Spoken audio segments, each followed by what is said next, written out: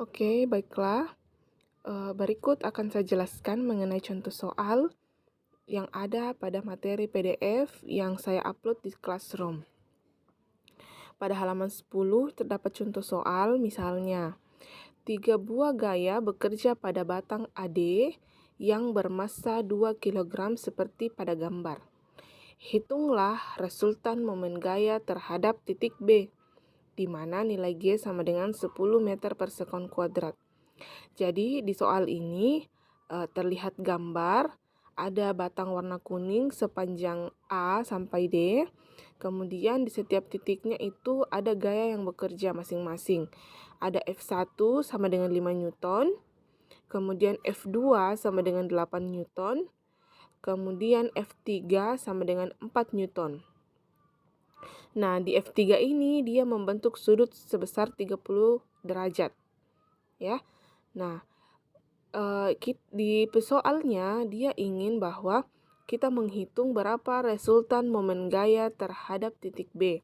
Kalau ada tipe soal yang seperti ini, terhadap titik B berarti di titik B itu adalah porosnya. Ya. Jadi poros putaran itu ada di titik B. Nah, kemudian bagaimana kita menjawabnya? Nah, untuk menentukan momen gaya yang bekerja pada titik B, pada benda tegar AD yang bermassa 2 kg, maka uraian vektor-vektor gaya yang bekerja pada benda dapat diperoleh sebagai berikut. Nah, kita beri tanda dulu, itu ada garis merah yang menunjukkan bahwa pusat putaran itu adalah di B. Nah, kita gambarkan semua gaya-gaya yang bekerja pada batang AD tersebut. Nah, karena diputar di bagian titik B, nah maka gaya yang pada titik B tersebut itu tidak mempengaruhi putaran dari batang AD. Nah, jadi yang berpengaruh di sini adalah ada F1 5 Newton, kemudian ada F3 4 Newton, dan karena batangnya bermassa, benda yang bermassa pasti dia memiliki gaya berat. Nah, gaya berat itu adalah posisinya di tengah-tengah. Maka di gambar tersebut itu kita kasihkan titik bantuan, yaitu titik E yang arahnya ke bawah. Ingat, arah gaya berat itu selalu menuju ke pusat bumi. Jadi atau ke bawah. Nah, gaya berat W sama dengan M dikali G. Oke, kita dapat 3 gaya yang mempengaruhi putaran di poros B. Ya. Jadi saya ulangi, ada F1, kemudian ada F3 dan ada gaya berat. Nah, untuk menganalisisnya, kita karena di soal itu dia minta resultan. Resultan itu artinya dia adalah total gaya. Nah, total gaya itu berarti kita jumlahkan semuanya. Jadi momen gaya di titik B atau tau B sama dengan tau BA tambah tau BE tambah tau BC. Nah, ingat persamaan tau sebelumnya. Persamaan tau itu sama dengan F dikali L. Nah, kalau di soalnya tidak ada L, bisa kita ganti dengan R atau jarak. Ya. Nah, F atau L atau F kali R atau F kali L. Nah, L dan R itu menunjukkan adalah panjang lengan atau jarak dari gaya sampai ke poros. Nah, lanjutnya. Oke, saya lanjutkan. Nah, tau B sama dengan minus RBA dikali F1.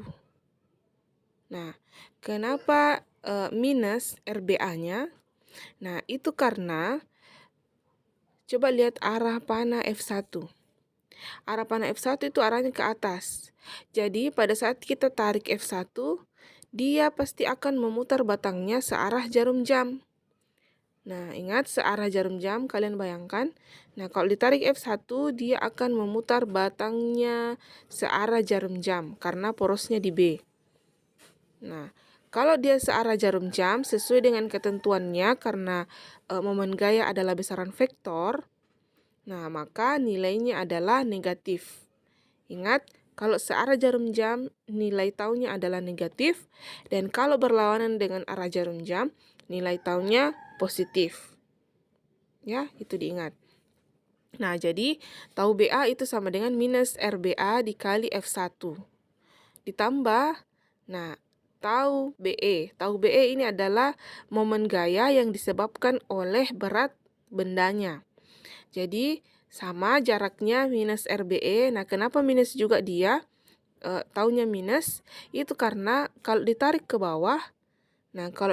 bawah, gaya ini akan memutar bendanya searah jarum jam, makanya dia juga minus.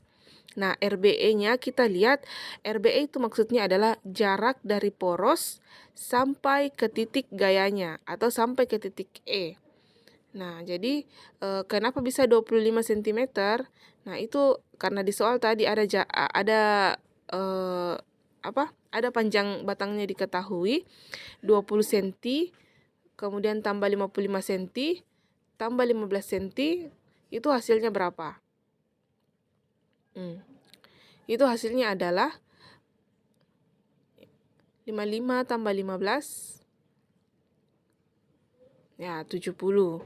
70 tambah 20, ya 90. 90 bagi tengahnya itu adalah 45 cm. Nah, lihat garis merah itu. Jadi bagi duanya batangnya, kenapa dibagi dua? Itu karena pusat massa kalau benda yang homogen seperti ini itu adalah posisinya di tengah-tengah. Jadi posisinya di tengah-tengah 45 cm. Oke. Nah, karena panjangnya 45 cm, sedangkan diketahui di soal di awal panjang AB sama dengan 20 cm. Nah, berarti kita tinggal kurangi saja 45 cm dikurang 20 cm, ya hasilnya 25 cm. Nah, itu ya. Jadi RBE itu adalah jarak dari poros B sampai ke titik E. Nah, oke, selanjutnya untuk tau BC, momen gaya di titik C itu dipengaruhi oleh gaya F3. Nah, di sini berbeda. Kalau kita tarik gaya F3, berarti kecenderungan geraknya itu adalah berlawanan arah dengan jarum jam. Ya, kita bisa bayangkan, ya, tarik ke atas itu F3 dengan sudut tertentu. Nah, pasti kalau ini ditarik, nah, dia akan memutar batang AD itu berlawanan arah dengan putaran jarum jam. Maka sesuai dengan ketentuannya, nilai tau BC atau nilai momen gaya di titik C itu adalah positif. Ya. Jadi RBC-nya itu adalah jarak dari titik B sampai ke titik C. Oke. Nah, panjangnya berapa itu? 55 cm. Nah, lanjut. Di bagian baris ketiga, penyelesaian baris ketiga, jadi kita masukkan angkanya. Jadi tau B sama dengan minus 0,2 dikali 5. Nah, 0,2 ini dari mana? RBA-nya kita lihat adalah 20 cm. Nah, satuan cm itu harus kita ubah dulu ke dalam meter. Jadi, 20 cm sama dengan 0,2 meter. Dikalikan dengan 5. Nilai F1-nya 5. Ditambah minus 0,25 dikali 2 dikali 10. Ya, ingat ya, karena W di situ adalah gaya berat. Jadi dikalikan dengan massanya, dikalikan dengan percepatan gravitasi bumi. Kemudian ditambah 0,55 dikali F3 kali sin 30. Nah, ini dia, ingat, karena gayanya itu harus tegak lurus, maka gaya F3 ini harus diproyeksikan ke sumbu Y. Maka yang diperoleh adalah rumus sin. Jadi 0,55 panjang dari titik B ke titik C dikalikan dengan nilai F3 sin 30 derajat. Ya. Nah, selanjutnya kita hitung. Nah, tau B sama dengan 0,25 dikali itu hasilnya adalah minus 1. Ya, ditambah 0,25 minus 0,25 dikali 2 dikali 10 hasilnya adalah minus 5. Nah, kalian bisa hitung masing-masing. Selanjutnya 0,55 dikali 4. Nah, karena F3 nilainya 4 dan sin 30. Nah, kalau kalian belum hafal nilai sin, cos, tan, sudut-sudut istimewa, nah, kalian bisa menggunakan kalkulator untuk mencari nilai sin 30 derajat. Nah, tinggal dikali saja 0,55 dikali 4 dikali 1/2. Itu hasilnya berapa? Jadi kemudian di bawahnya dilanjut.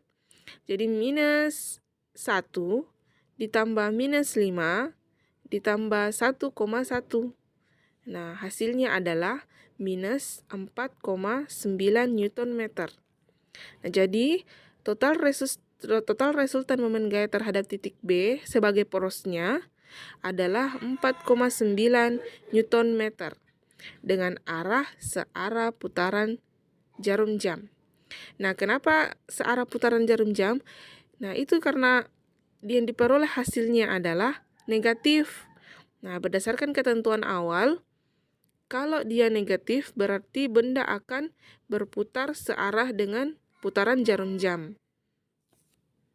Jadi, kurang lebih seperti itu.